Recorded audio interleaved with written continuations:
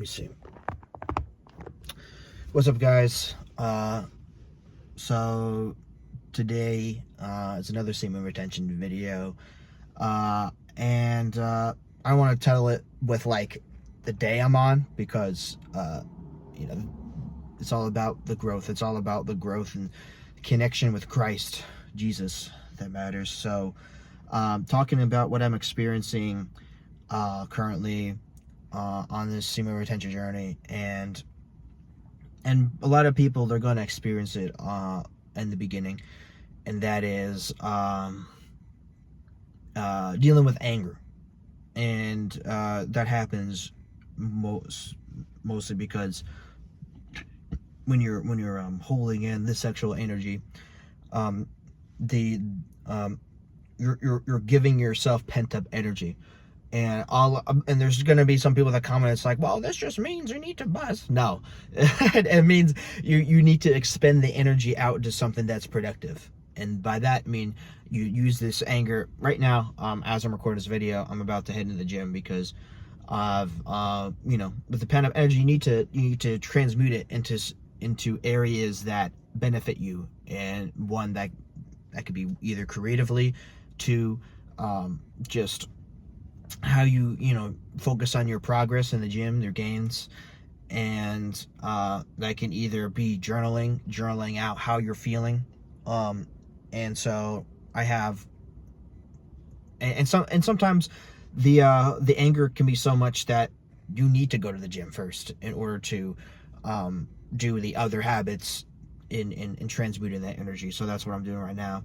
I just decided to just make this video just to give an update, progress report on the journey thus far, because and this is not new in terms of like content that's been just shown on within this community.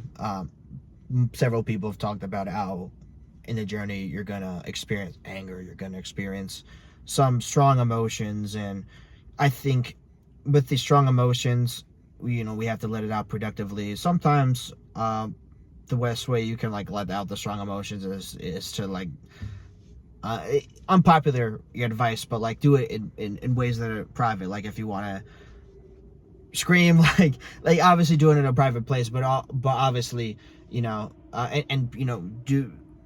scream, pray out to God, help me to transmute these emotions I'm feeling in a way that glorifies you, or just use these emotions to scream and pray out to God, whatever the emotion is. It doesn't solely have to be, oh, this is the emotion of me having an urge. It could just be, right now, Lord, I'm getting an emotion of an uncomfortable thought, and so help me to just just listen to me as I give out this passionate prayer. Or like I mentioned, the main thing is just going to the gym, using your energy in a way that puts your emotions to productive use.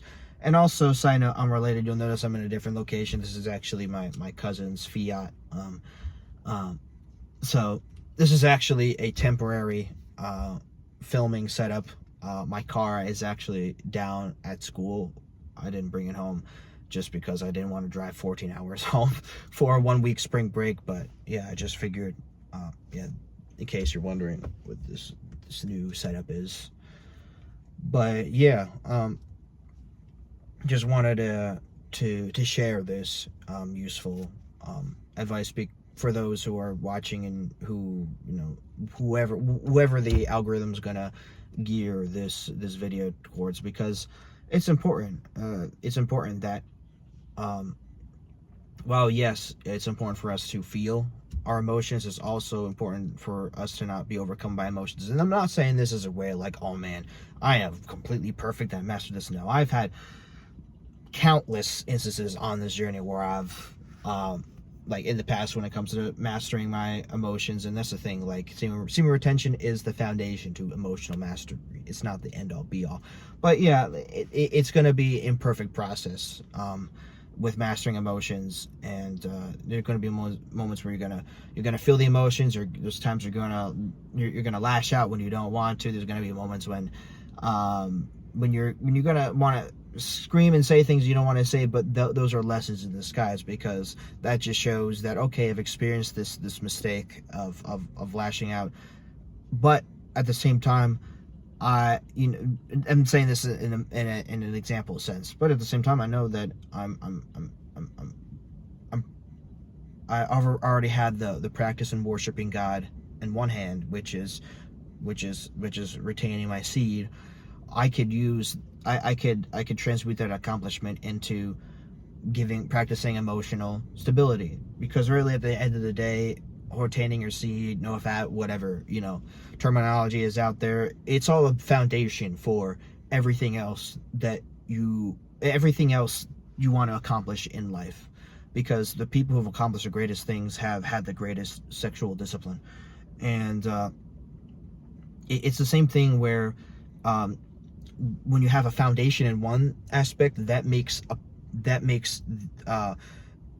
not going to make the process of accomplishing the other aspects in life easy, but it's going to create some awareness, like, okay, I have this foundation. The fact that I have this foundation is accomplishment in and of itself, because without a foundation, there's no starting ground. And so when you have a foundation that is seed retention, then that gives a starting ground with, like, okay, what are the things that I need to fix? And that could be, okay, emotional regulation, okay, practicing proper sleep, which is a struggle for me, but I'm saying this as an example. But emotional regulation, practicing proper sleep, practicing proper hygiene, practicing proper just practicing even productivity, practicing how you converse with others, practicing self-forgiveness within yourself, because when you're venturing into this journey of sexual discipline, I think the thing is with addictions like porn and masturbation, people don't want to admit this, but they do it because they're secretly wanting to hide from something in their life, whether that's a difficult instance, something difficult within their job, something difficult within their family life, and something personal within themselves that they don't want to face. So they numb the pain by going to these websites, by pleasuring themselves instead of actually facing themselves. But they kind of mask it with all these excuses, like, oh no, it's you got to do it because, or else you're gonna get prostate cancer, and it's complete BS. Because because on one hand, like, why are you in your 20s and worried about prostate cancer? Like, you're way too young to be worrying about getting like a disease like that. You should be focusing solely on less worrying and actually more discipline. And so, like I said, it's a practice, or not. Like I said, it was the first time mentioning this, but at the same time, it's a practice.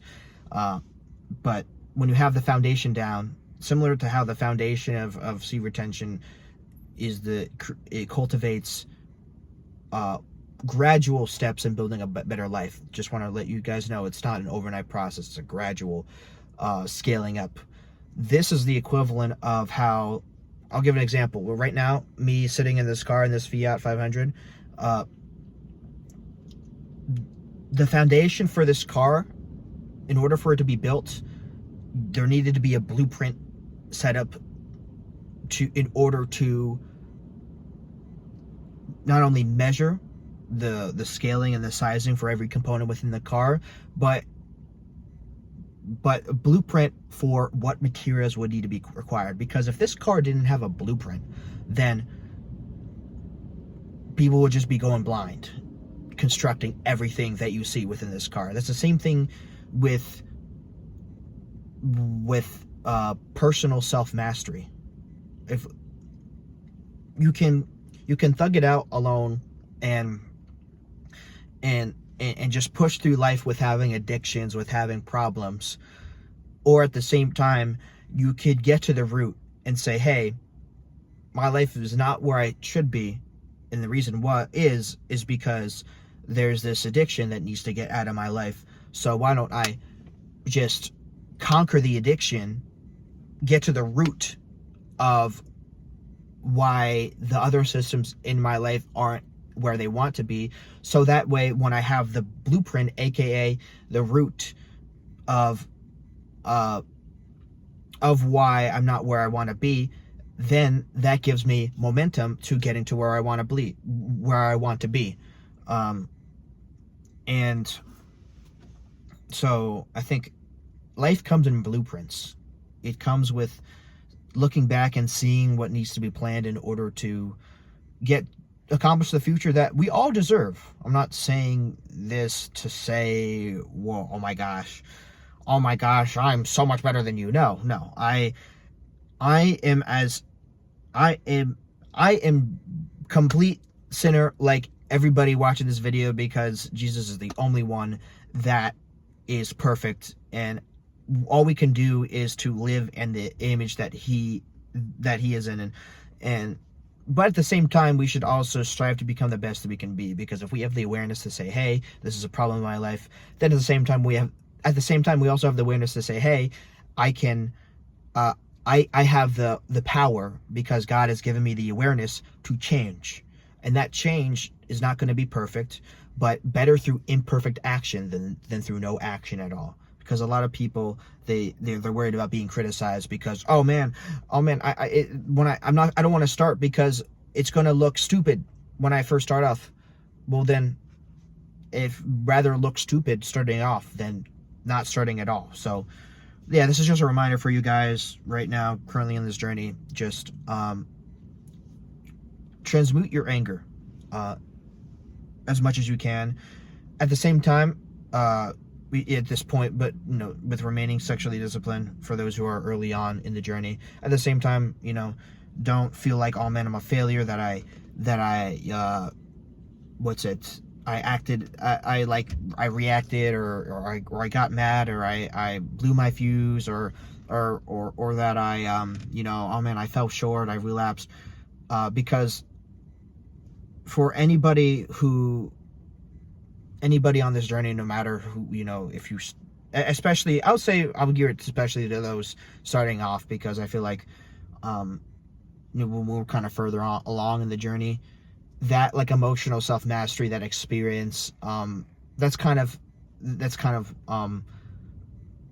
more secondary stuff. It's sort of okay if you're starting out in this journey and learning to like practice and get better with going further and remaining free, then yeah, dealing with anger is a big stumbling block, and that's how people will fall back into relapsing. But at the same time, for those who've gone on there longer, this is very simple stuff. Who've gone longer with this journey. But yeah, just using this as an encouragement for you all. Be kind to yourself, yet at the same time, unleash your full potential. I love you guys.